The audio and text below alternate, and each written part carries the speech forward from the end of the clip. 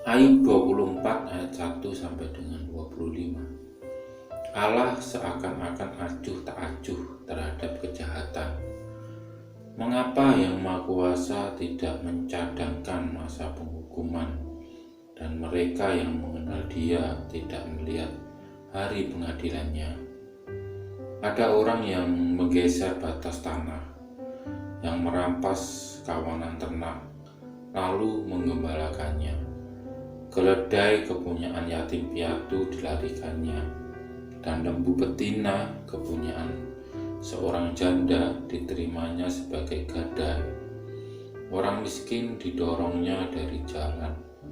Orang sengsara di dalam negeri terpaksa bersembunyi semuanya. Sesungguhnya seperti keledai liar di padang gurun, mereka keluar untuk bekerja mencari apa-apa di padang belantara sebagai makanan bagi anak-anak mereka.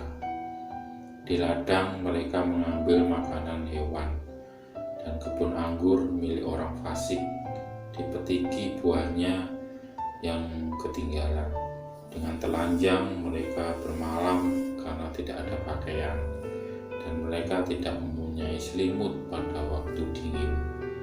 Oleh hujan lebat di pegunungan mereka basah kuyup, dan karena tidak ada tempat berlindung, mereka mengimpitkan badannya pada gunung batu.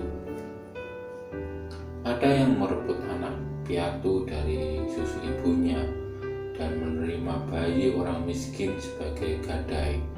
Dengan telanjang mereka berkeliaran karena tidak ada pakaian, dan dengan kelaparan mereka memikul berkas-berkas gandum. Di antara dua petak kebun mereka membuat minyak. Mereka menginjak-injak tempat pengirikan sambil kehausan. Dari dalam kota terdengar rintihan orang-orang yang hampir mati dan jeritan orang-orang yang menderita luka. Tetapi Allah tidak mengindahkan doa mereka. Ada lagi golongan yang memusuhi terang, yang tidak mengenal jalannya dan tidak tetap tinggal pada lintasannya. Pada parak siang bersiaplah si pembunuh, orang sengsara dan miskin dibunuhnya, dan waktu malam ia berlaku seperti pencuri. Orang yang bersinah menunggu senja, pikirnya jangan seorang pun melihat aku, lalu dikenakannya tudung muka. Dalam gelap mereka membongkar rumah, pada siang hari mereka bersembunyi. Mereka tidak kenal terang, karena kegelapan adalah pagi hari bagi mereka sekalian, dan mereka sudah biasa dengan kedahsyatan kegelapan. Mereka hanyut di permukaan air, bagian mereka terkutuk di bumi. Mereka tidak lagi pergi ke kebun anggur mereka. Air salju dihabiskan oleh kemarau dan panas. Demikian juga dilakukan dunia orang mati terhadap mereka yang berbuat dosa. Rahim ibu melupakan dia, berenga mengurumitinya, ia tidak diingat lagi.